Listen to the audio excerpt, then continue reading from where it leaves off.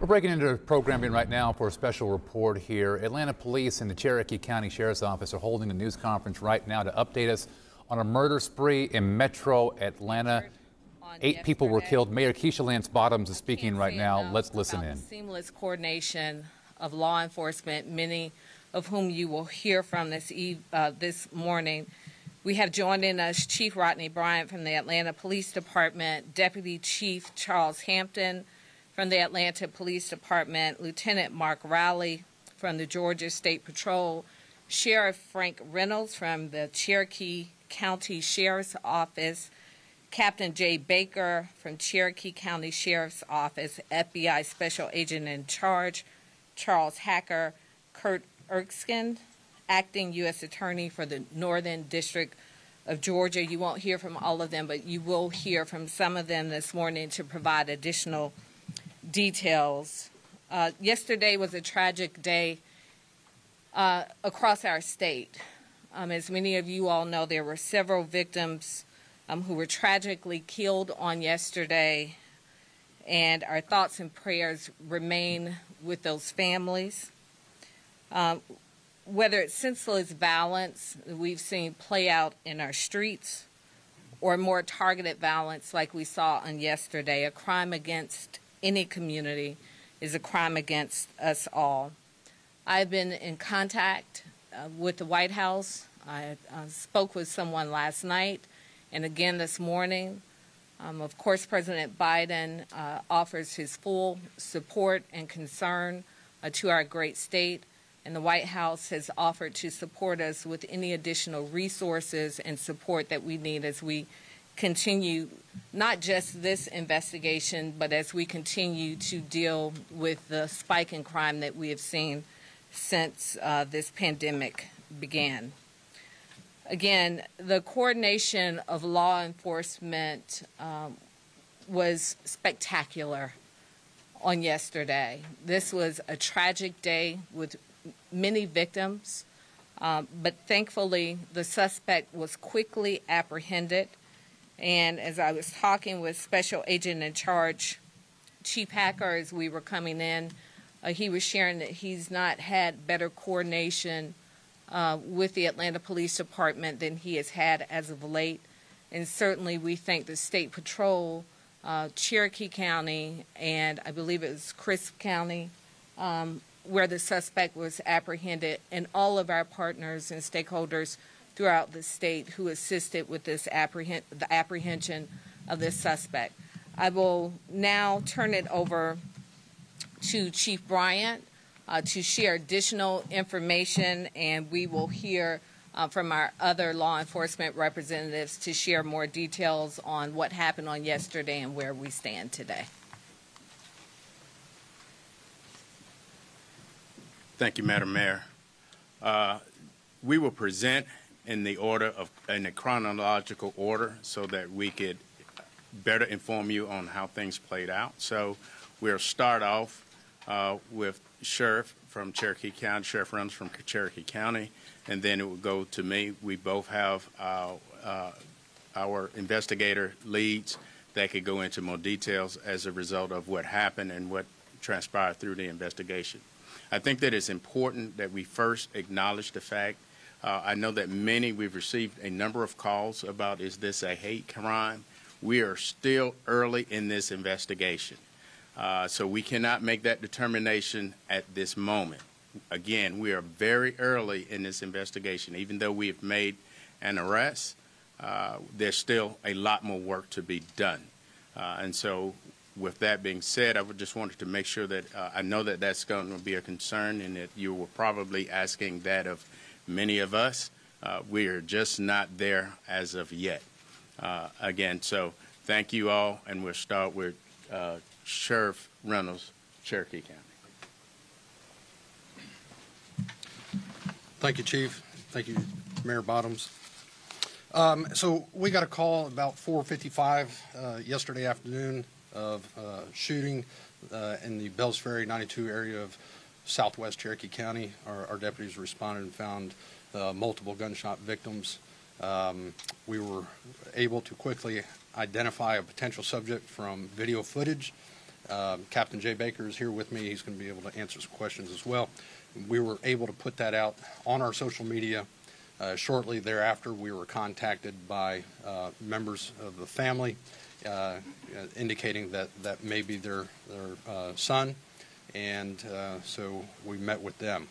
And I was there speaking with the family. They're very distraught, and they were very helpful in this apprehension. We were able to track his phone.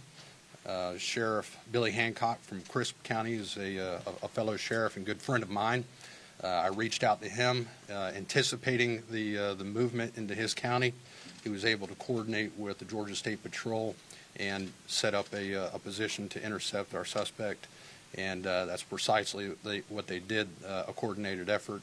Sheriff Hancock coordinated with the Georgia State Patrol to quickly pit the vehicle in order to prevent a pursuit.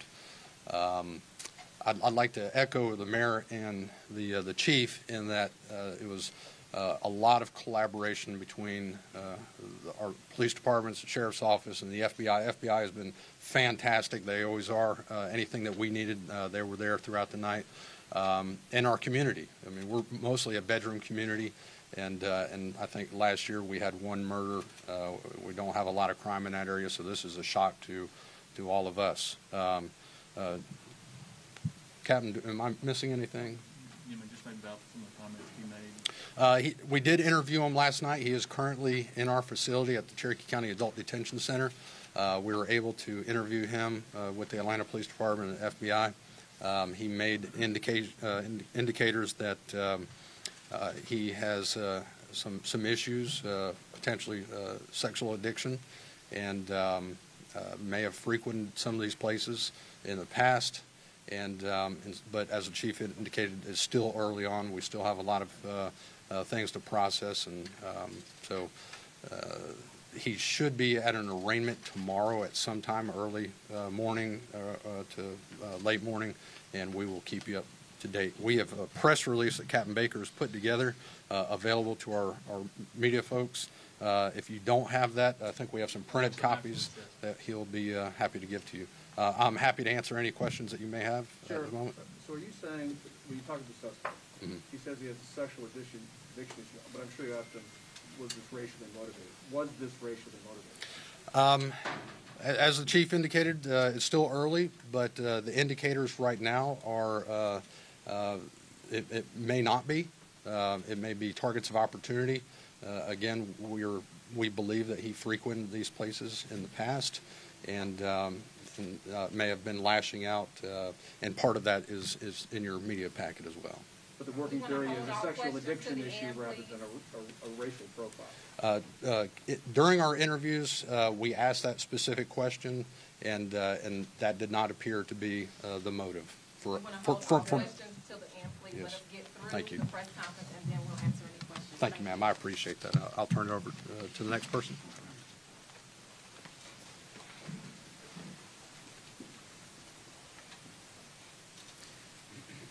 So on yesterday at 5:47, our units responded to 1916 Piedmont Road on a robbery call. Upon arrival, they discovered 3 females shot inside this location. While investigating that location, they received another call at 1907 Piedmont Road where they found another female shot inside that location. Both locations were massage parlors. And at that time, we recognized that we had information previously put out by Cherokee County that they had a similar incident occurring in their jurisdiction. Immediately, the sheriff and I and the chief in that jurisdiction started having conversations, trying to bring things together. As we stated earlier, the collaboration between the different our local and state partners, we immediately start having conversations to coordinate our efforts to determine who our individual, the subject that we were looking for. I'd be remiss if I didn't acknowledge the quick response of the Sheriff Department identifying, getting their photo and putting that picture out so that we can get a quicker response in identifying the person that was the suspect in this type of incident. Once we were able to get our information and gather our information, coordinate with Cherokee County, we immediately put that out metro-wide, having conversations, again, as I stated, with our federal, state, and local partners. All immediately asked what could they do. All resources immediately started getting involved so that we could bring this to a quick closure. And from that, I'll turn it over to Georgia State Patrol, who concluded with the arrest. Good morning. Yesterday afternoon, after the two incidents occurred here in Fulton and Cherokee counties, there was a lookout put out. There was also intel given. Our GEMA liaison and GEMA and Homeland Security liaison sent out emails letting us know a potential area where the suspect's vehicle may be. The sheriff of Cherokee County reached out to his partner down in Crifts County, who reached out to the Georgia State Patrol in Cordele. And we had a trooper monitoring traffic on I-75 South. The trooper observed the suspect's vehicle traveling south. He started following the vehicle and waited for backup, which included 2 other Georgia State troopers, as well as the sheriff of Crifts County and some of his deputies. They initiated a traffic stop and then immediately pitted the vehicle. After the vehicle was pitted, the suspect was taken into custody without further incident and transported to the Crifts County Jail.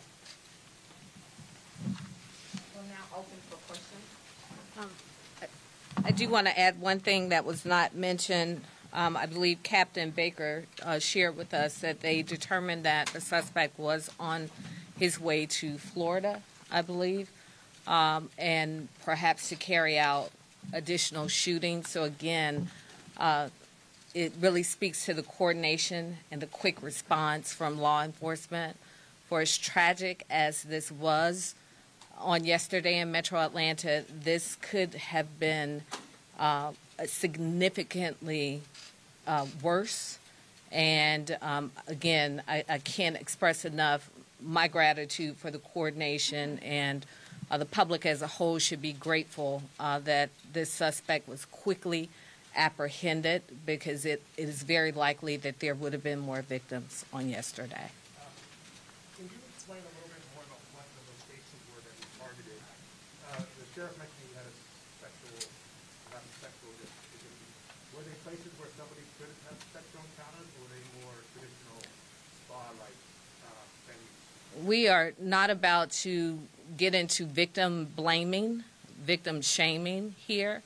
As far as we know in Atlanta, we've not had any calls, 911 calls from that location. I believe one minor call on someone stealing some keys. So we don't know additional information about what his motives were, but we certainly will not begin to blame victims. And as far as we know in Atlanta, these are legally operating businesses that have not been on our radar, not on the radar of APD. Mayor, what's your message to the victim, the surviving victim that was shot outside of the store? Can someone talk to us about that at all? That's a question for our Cherokee partners. Thank you. I'm Captain Jay Baker with the Cherokee Sheriff's Office. So that victim is stable. He's in stable condition at Wellstar Kennestone Hospital in Marietta. Was he caught in the crossfire, or do you think he was a... Don't know. And by the way, I agree with the mayor. We're not going to do any victim shaming. We're not sure what his presence was there. And the other people that were killed at that location, we're not going to say whether they were employees or whether they were there just by happenstance. So just don't want to go into that at this time. I do have a press release with their names that we will give y'all when this is over with. So Is that the only survivor? that is the only survivor. We had 4 killed and 1 survived. Stated that the suspect was perhaps upset at these locations for allowing him to have an outlet for his addiction. Can you elaborate on that? Yeah, let me go into a little bit of detail. So the suspect did take responsibility for the shootings. He said that early on once we began the interviews with him. He claims that these, and as the chief said, this is still early, but he does claim that it was not racially motivated. He apparently has an issue, what he considers a sex addiction, and sees these locations as something that allows him to go to these places, and it's a temptation for him that he wanted to eliminate. Like I said, it's still early on, but those were comments that he made. Did he discuss any kind of religious motivation for this, or was he responsible? Not that I'm aware of. Not that I'm aware of. Or political? None political. I've heard nothing about politics. Any sense of his social media history? Is that something you've been able to look at? That's something that investigators, they've been working on all along, and that's certainly one of the things they'll be doing. Sheriff, did you have the sense that he understood the gravity of what he did? When I spoke with investigators, they interviewed him this morning, and they got that impression that yes, he understood the gravity of it, and he was pretty much fed up and kind of at the end of his rope, and yesterday was a really bad day for him, and this is what he did. Remorseful? I'm not going to go to. I don't know if he was remorseful or not. He's a pretty young guy. Was he a student? Does he live with his parents? He's 21 years of age. It's my understanding he does not live with his parents. I don't know who he was living with at the time of this incident.